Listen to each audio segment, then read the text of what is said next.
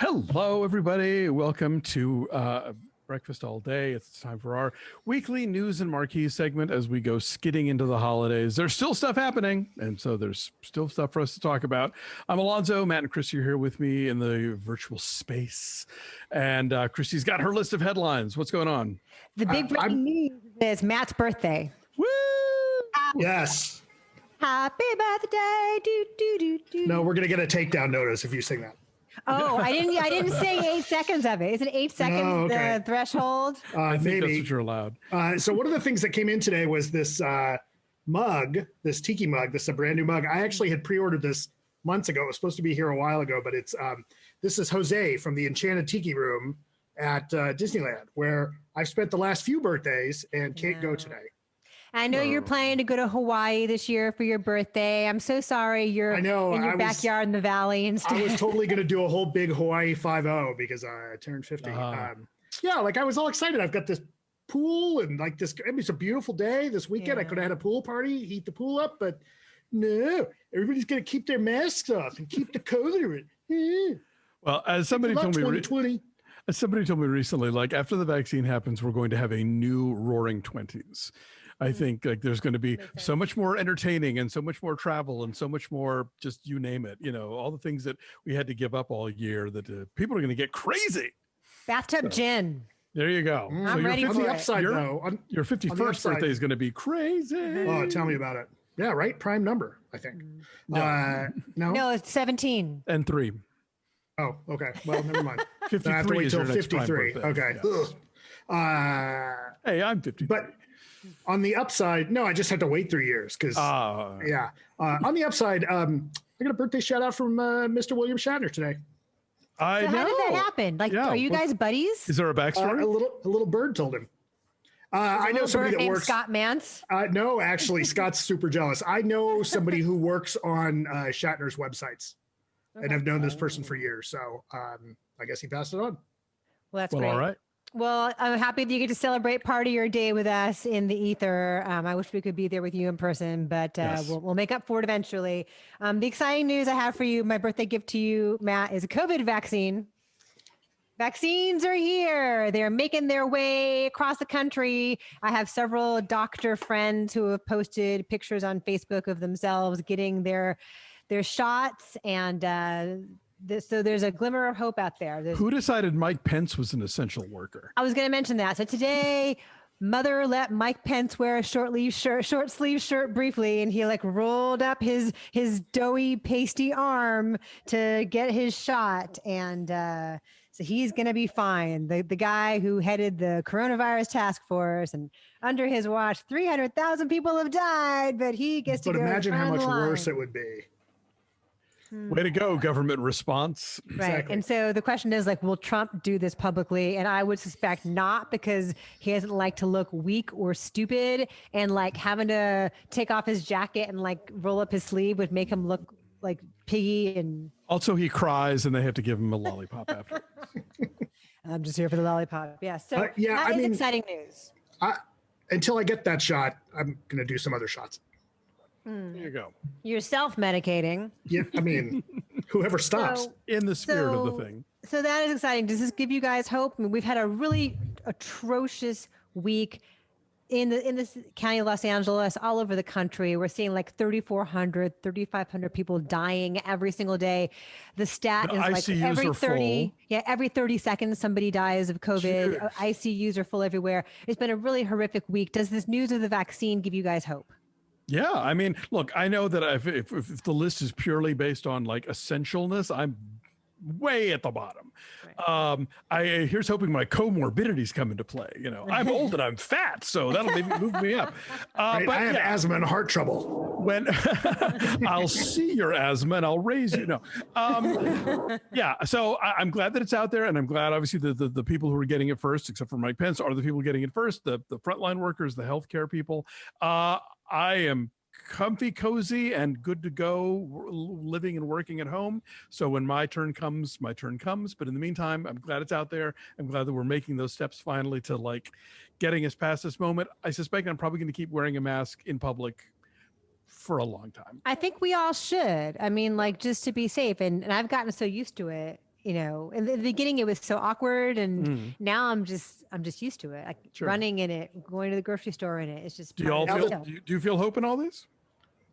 Yeah, I mean, we are in a dire time right now, and my concern is that nobody learned anything from Thanksgiving, and they're still going to go see grandma, and they're still going to fly for Christmas, which is in a week. And, everybody is urging folks to stay home just this 1 year. Just do it for your family, do it for your friends and your neighbors. But people are still going to get on planes and go places, and that's what worries me. You look surprised that this country doesn't learn stuff. Come on. Come on. It's our specialty. Not to be, a super downer about it, but yeah, look, like people are still going to be stupid. Like we can't make people smarter. There's a lot of denial. I think I read an interesting thing the other day that said part of it's not a problem, but one of the things is like when we talk about the big numbers about COVID, the average person can't wrap their head around what that number means, right? I mean, it's grandma or Uncle Mike got COVID is a hell of a lot different than, that hits somebody much more personally than, 5,000 people have died, right, in just my town. So it's one of those things. There is a natural, I think, tendency to kind of, until something hits you really, really personally, which is part of the problem with it, right? Like it's look, I could go off a whole rant. Well, I could go off there's a whole rant about like empathy outside of your own circle, but I hope that this vaccine gets out. Yeah, I mean, you can't wrap your head around it. You can tell people it's this many baseball stadiums or whatever, but it's still, you're right, until it becomes that one person who's really close to you, it all just sort of seems like this vague thing out there somewhere. I used to think about there's 175 people on a Universal Studios tram on the tour. And so I used to think of groups of how many trams. So, right. Yeah. That's how many. 20. Right? Yeah. Like 20, that's 25 trams or so, like of people dying every day. That ride sucks. Sorry. No, the other thing I want to quickly say, cause I know that there's people out there who are like, this vaccine came out fast. And I'm like, hey, fuck it. I don't care how fast it came out. Sign me up. I'm in. First in line. I'll take them both. I'll snort them, whatever I need to do. Well, we'll keep you guys posted on that. That is the good news. The big news though in the film world is that Roku and HBOMax have reached a deal just in time for Wonder Woman 84 and for all of the 2021 slate next year. That was like the one sticking point. If you had Roku, you couldn't get HBO Max through them. So yeah, like didn't they work out a deal with like Xbox before they finally got around to Roku? You can get it on Xbox, yeah. But are we able to watch the Dodgers on TV in LA again? That's a good question. And my husband works for Spectrum, so well, they do the pre and post game, but they don't broadcast the actual games themselves. And you can't go see a Dodger game until next year. So, so that is exciting. I wonder if that is going to be another big incentive for people to finally go and get HBO Max if they were on the fence about it. I suspect so, right? Because the adoption rate for Roku is fairly high. Yeah, and it came with my TV. Right. Like it's not ubiquitous, but there's a lot of people in the country who have that. That is one of the bigger platforms. So HBO making that deal is important. We have Roku. So it's very exciting. So it's the end of the year. So critics are doing their top 10 lists and they're voting. New York Film Critics Circle just voted today. Alonso, did you see this? Who they all picked? Yes. We vote, LA Film Critics, we vote on Sunday by Zoom, which will be very strange, a 6-hour long Zoom call rather than crowding into a room and shouting, eating bagels and drinking shouting. Dave White has a great idea. He says that we should all take pictures of our individual lunches and post them on Twitter and tag Jeffrey Wells in them. So here's some inside baseball stuff for all you guys out there. So every year LA Film Critics vote, and halfway through we take a break for lunch, which seems like not that big of a deal, right? Yeah. Like it's a 6-hour day, you need a little breather, you're stuck in this tight room. So we go outside and we have lunch in someone's backyard and it's like sandwiches or it's Mediterranean food or whatever it is. Yeah. And Jeff Wells takes this as a personal affront Why must the LA film critics break for lunch? And so it's become this whole like I have a he's not- deadline.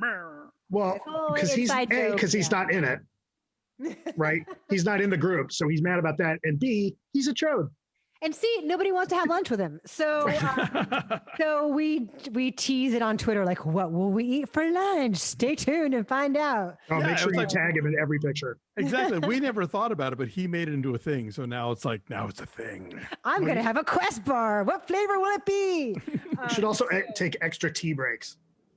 Yes, very exciting. Lots of tea. So, New York Film Critics voted today that they picked First Cow for Best Picture, but then Chloe Zhao for Best Director for Nomadland. Delroy Lindo is their Best Actor, and Sydney for The Five Bloods. Sydney Flanagan is Best Actress for Never Really, Sometimes, Always. And then supporting actor is Chadwick Boseman for Ma Rainey's Black Bottom, which we're talking about today on the show. Wait, I thought. Wait, Delroy's lead and Chadwick is okay. I get that. Yeah, I find that confusing too because I think they could one could go either way because they're ensembles. And then supporting actress is Maria Bakalova for the Borat sequel. So that's kind of a fun pick. Yeah, I had a hunch that was going to happen just because I'd been seeing a lot of groundswell for her recently. I'm still very conflicted about that movie, but she's terrific. She commits. She makes it as good as it is. So Listen, she deserves a lot for having to get into that hotel room with Giuliani. Yikes. I mean, so we all know that, right? Right. We vote on Sunday, so we can Yes. talk about that next week. And it's always a fun day. And you see my kid running around the background. Hi, Nick. Say hi, Nick. Wave. Hi. And for anybody who wants to read them, I just posted my best films, best docs, and worst films at TheWrap. Okay, cool. And then I think next week, or not next week, rather next month, next year, we will come back. do our best of here. Do you want to give a little tease? I'll just say my best film of the year is also my best doc of the year, which does not always happen, but Interesting. I wonder if you and I have the best film and the best doc. I will have to find out, I guess. I don't know, because my best picture is also, well, it's kind of a documentary. No, then Kind probably of. not, then it's not, because this one's definitely a documentary. Okay. Does your best documentary take place in Boston? No, it takes place in Romania. Okay, I know what it is. Yes, but my second favorite doc takes place in Boston. Okay. All right, cool. So that's all coming up.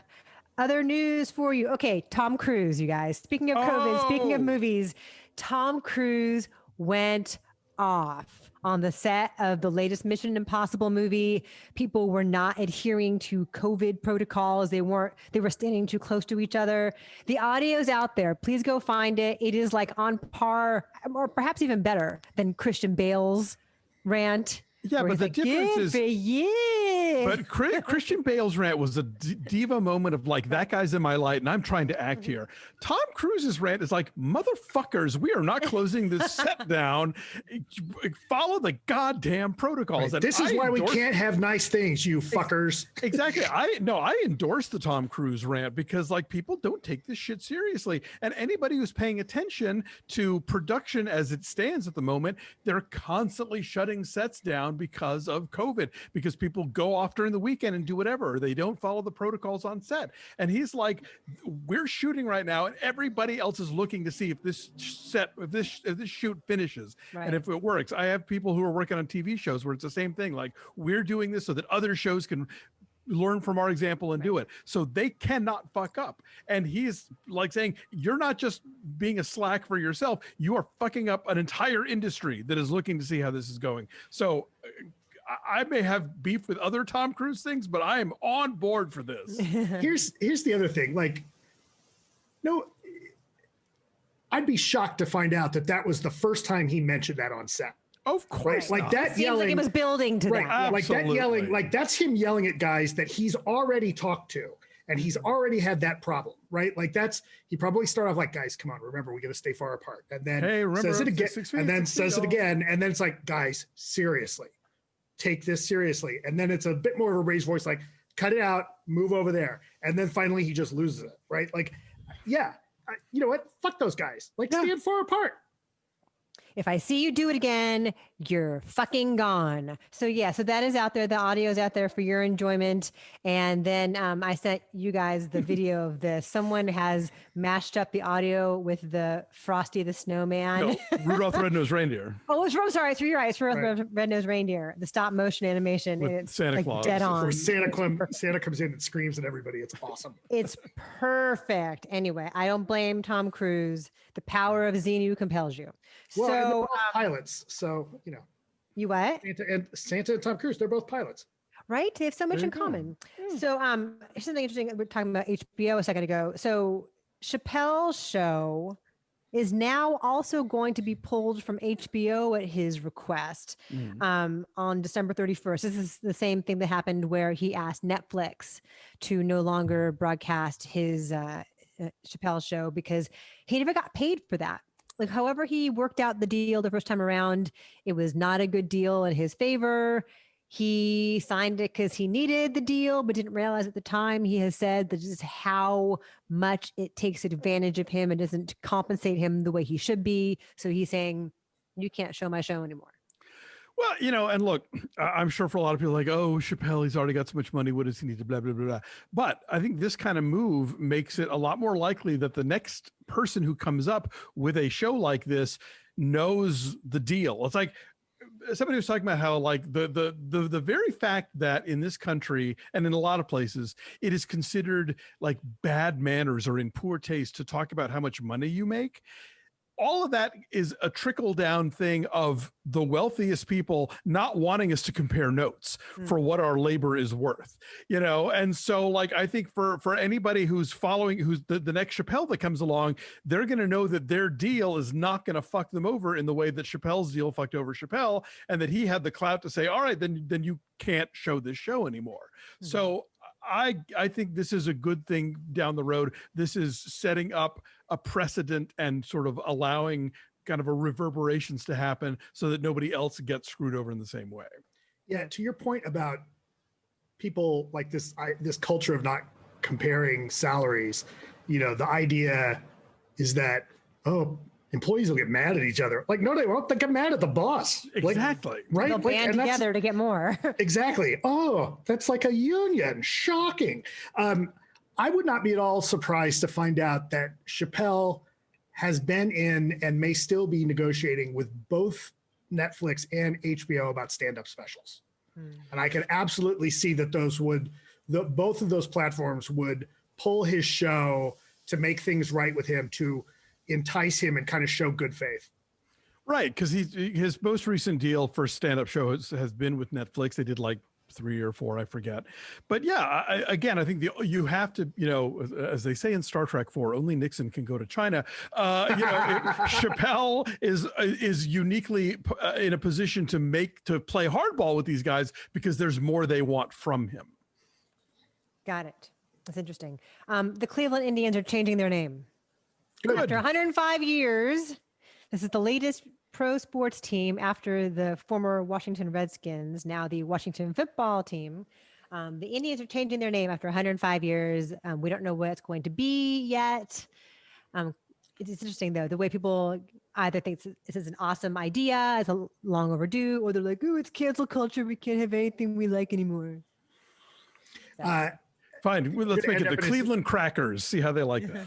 I think we're going to end up in a situation where we'll soon have like a portion of both Major League Baseball and NFL having just city names, right? Which is how the soccer teams do it all over Europe, right? Like True. Yeah. Arsenal. That's a place. Manchester. Right. Manchester. Tottenham. Right. Like they all just.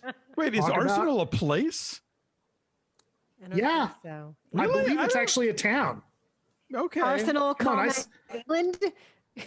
I said that with authority. Come on. It's totally true. Sure. Even I am questioning that one, and I don't know shit about sports. FC Barcelona. But yes, you're right. But other ones, place names exactly. The Washington football team. Why not? But LAFC is LAFC. I thought we were the. It can be done. It's not the Galaxy or There's also the Galaxy. There's two different soccer different. teams in LA. See, I know Galaxy. The Galaxy plays down in Carson, and LAFC plays just south of downtown near the Coliseum. And anyway, it turns out there are tons of things you can name your team after that aren't people of color. nah. Just going to throw that out there. I was totally lying about Arsenal. What's an Arsenal, Matt? What's Arsenal? It's named after the Royal Arsenal in England, in Woolwich, I think. Yeah, in Woolwich. Well, yeah, who's going to name their team Woolwich? I only know about Arsenal because I saw the original Fever Pitch. Yes, and that's the team he loves, and then it became the Red Sox in the remake. All right. Right. And I know that Christy knows Tottenham because it comes up in education. Yes. It does. It's also the name of the street that my husband lived on in high school. This is why I know this. It's really random. Okay, so let us move on then. Meghan and Harry have signed a multi-million-dollar deal with Spotify to host and produce podcasts. Where is our multi-million-dollar deal, Spotify? Yeah, we've been doing this shit for ages. No, Resisting the urge to say, yeah, Alonso's a big old queen. But I said, yeah, look, anything that gives legitimacy to podcasts as somebody who's been doing this for a decade, great. Yes, why not? Yes, so they are swooping in and doing that. Good for them. does that make them legitimate podcasters though? Like, I mean, okay, I'll buy Markle doing it. I'm saying podcasting in general gets an air of legitimacy when there's money involved, you know? Yeah, I mean, I'll buy Markle doing it, right? She's a performer, she's an actress, but like, Harry? You know what? The idea of a royal with no more F's to give, like talking shit, I'll tune into that. I would listen to that, yes. Matt, fill us in on this Cyberpunk 2077 thing. It's been trending on Twitter all day. So Cyberpunk 2077 is a game that's been long awaited. It was announced last year, I believe, some point, and Keanu Reeves is a model for one of the characters, and he's been doing the trailers for it. And everybody was really excited, and the game footage that they showed looked pretty amazing. As it turns out, that was all just from the PC version of the game. And for those people that aren't super game nerds, or even have a passing familiarity with games, PC games have typically have more powerful processing needs, or you'll have a better processor on a computer than you will have on something like an Xbox or a PlayStation. So that the computer games, the PC games tend to look much better and be much richer and have beautiful graphics and very fast and high frame rates, and the motion's amazing, and it's getting very close to looking very real. In the case of Cyberpunk 2077 coming to Xbox and PlayStation, it sucks. It looks terrible. It's full of bugs, to the point that Sony had been sending people their money back, like refunding people left and right. There's been backlash from some of the game journalism community because it looks like the developer only let the journalists look at the PC version of the game and not the console version.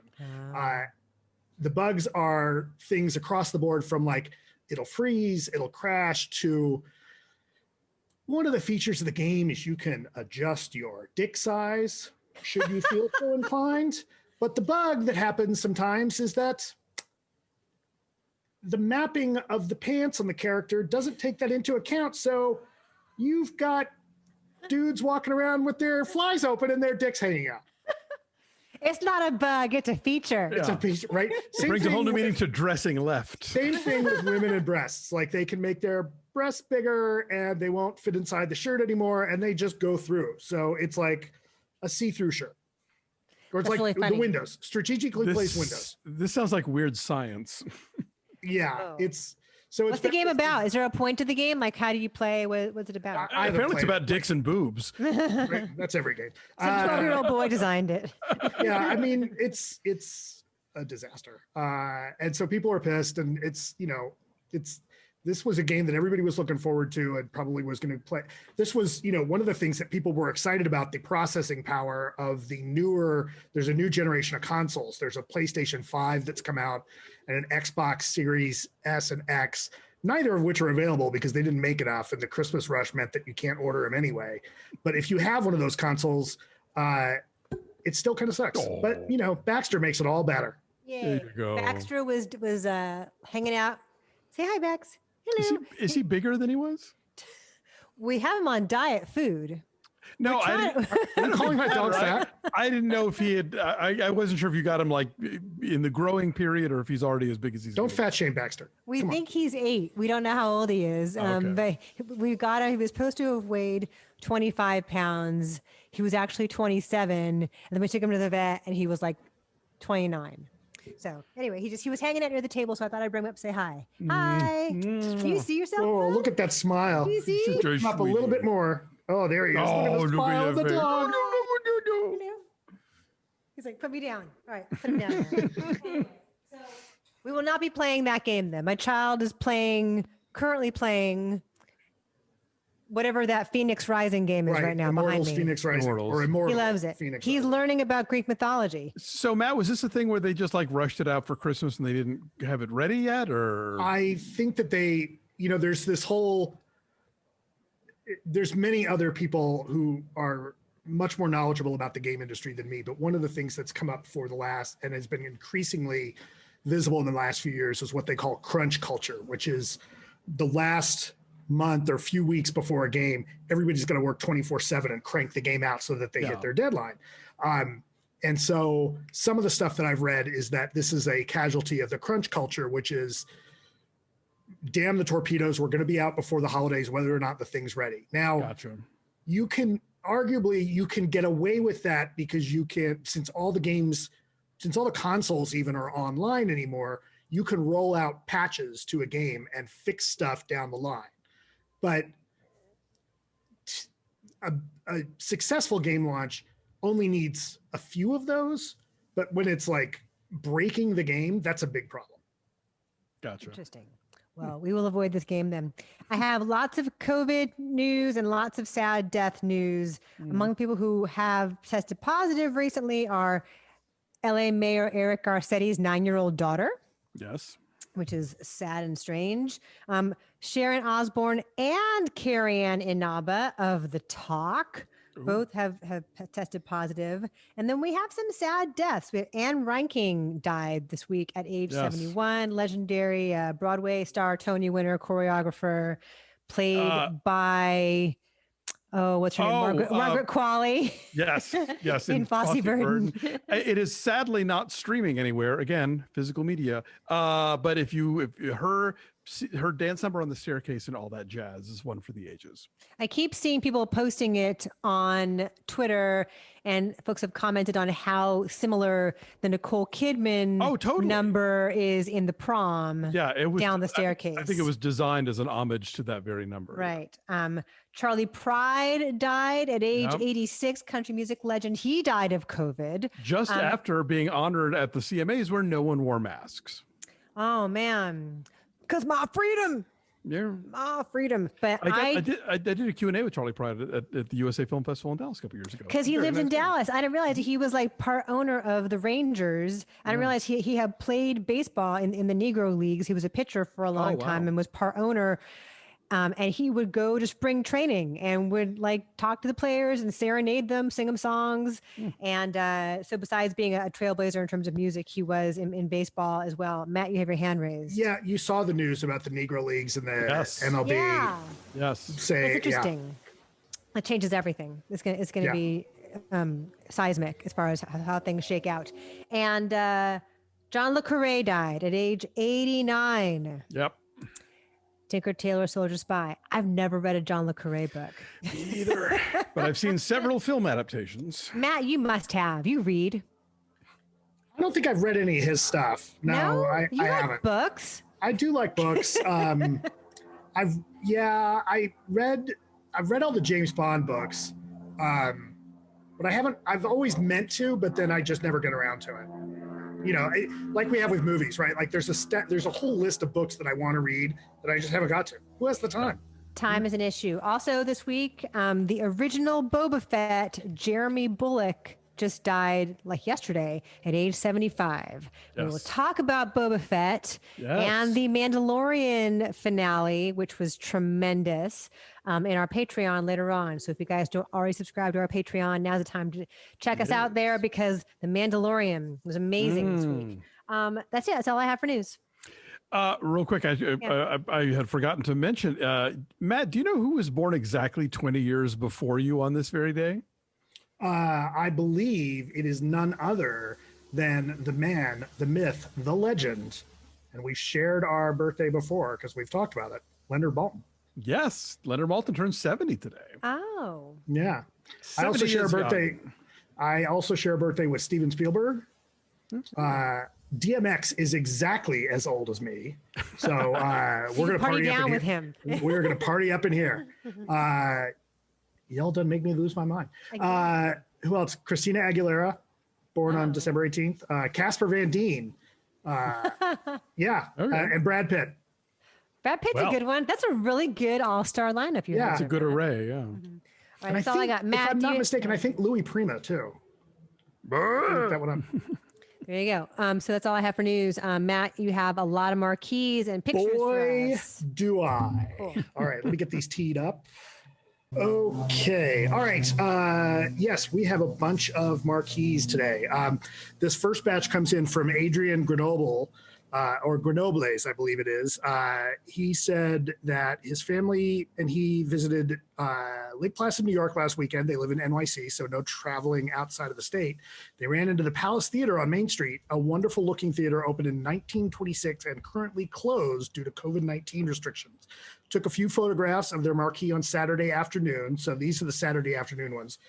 This first one says, "Don't be an angry elf, wear a mask." And the next one says, "We really must mask because baby, there's cove outside." Right? That's kind of the only way to redeem that song these days. And then Adrian says that he saw them decorating for Christmas on Sunday morning and felt compelled to take a few more photographs at night so you and the Breakfast All Day audience could enjoy their splendid lights. There's a Facebook page that is Facebook LP Palace, LP for Lake Placid. And here's the front of the theater. And then, oh yes, there's also this wonderful Yoda picture. Or I'm sorry, Grogu. Right? He's wearing a mask. Yeah, it says it goes over your nose. That's really cute. It should say over your nose it goes. Yes, it absolutely should. This one temporarily closed. That's it at night with their big tree on top, right? Isn't that very great? Pretty. That's very pretty. That is lovely. And then, okay, so thank you, Adrian, for sending those in. Next one, AgPitt sent us a bunch of pictures. Some theaters that are a couple theaters that are saying you can rent their marquee and get your own sign up. Because I guess that means people have run out of pithy things to say. So now it's up for grabs. So the Kiggins Theater in Vancouver, Washington says, got a special message to get out, a family Christmas card photo, a happy birthday greeting, a wedding proposal, a job posting. You can email info@kigginstheater.com to find out how you can use our marquee to spread the word. So that's a great idea. Washington. That is brilliant. Next up is the Pickwick Theater in Park Ridge, Illinois. They're doing the same thing, right? That's a gorgeous building. Yeah. An Art Deco kind of waterfall in the front is spectacular. It says, imagine your message on our marquee. Call 847-825-5800 to rent out the marquee with your personal message. So you can do that. And then the last picture that AgPitt sent in is a little bit sad. This is the Movieland marquee. It's in El Jebel, Colorado, which is in the Roaring Fork Valley. And I believe that's nearby Aspen. The story that AgPitt sent about this is in the Aspen Times. So that's why he and I both are making that assumption. Movieland is closing. It's a 7-theater complex, and they're closing, and they're hoping to maybe rent out the space and hope to come back. But it sounds like it's one of the few theaters serving that area, and they're nervous about it. So hopefully they'll be able to come back. Good luck, Movieland. I have a bunch of pictures from Igor Sekovitz, who sent us pictures from before. So Igor's from Poland, and he says, I wanted to make a small update on the things here in Poland and share a few pictures. Most of the businesses, including cinemas, remain closed till the end of December. He had a chance a few days ago to travel from his Krakow home to the other big city in Poland called Łódź. It's spelled L-O-D-Z, but it's Łódź, or Łódź, I'm sorry. A variety of famous Polish movies were shot there, including the 1975 Oscar nominee The Promised Land. Also in the early 2000s, David Lynch fell in love with the industrial post-communist style of the city and had some big business plans. Because of that buzz, the city received a nickname, Holy Łódź. In the end, no lasting investments took place, but Lynch did shoot partially there for 2006 Inland Empire. So he took some pictures around here. This first one of the Charley Cinema, which is closed, but this is their, so you can see it's Charley as in Charlie Chaplin. I don't know. And look what they're showing. Yeah, Look what they're showing you guys. The Nest. Nice. Gniazdo. And then they also have their own version of the Walk of Fame.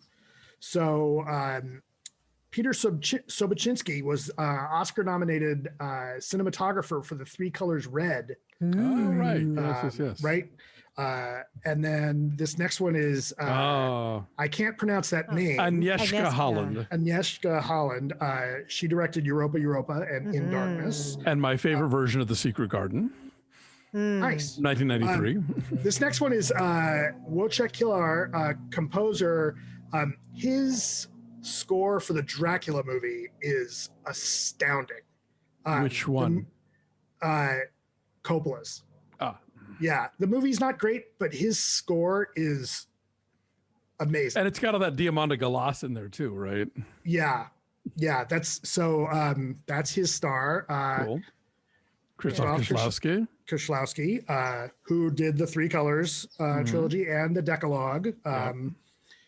This next one is Pavel Edelman, cinematographer for The Pianist. He had worked with Polanski for a long time. He got the Caesar Award for The Pianist and got an ASC nomination for his work on Ray.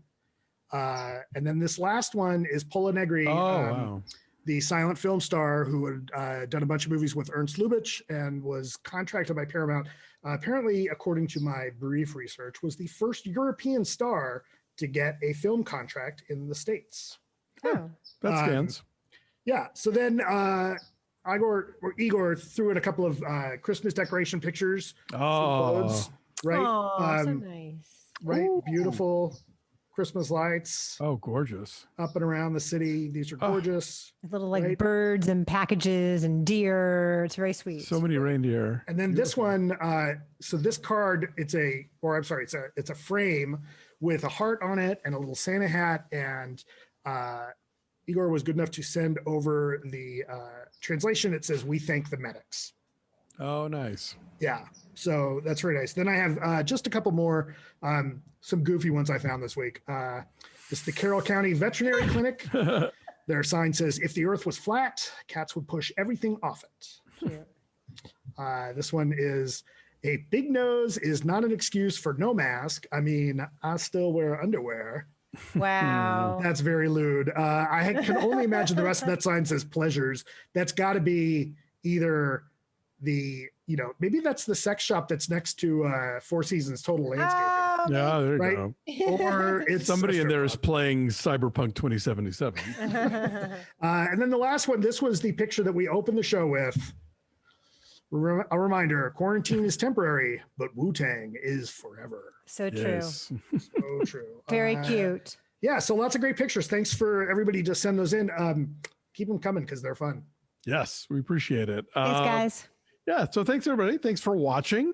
Like this video, subscribe to our YouTube channel, follow us at BeFastAllDay on Twitter, Instagram, and Facebook. And like Christy said, go check out our Patreon. So much going on. We are talking this week about the season finale of The Mandalorian. We're keeping up with, well, we're way behind on, but we're still making our way through The Queen's Gambit.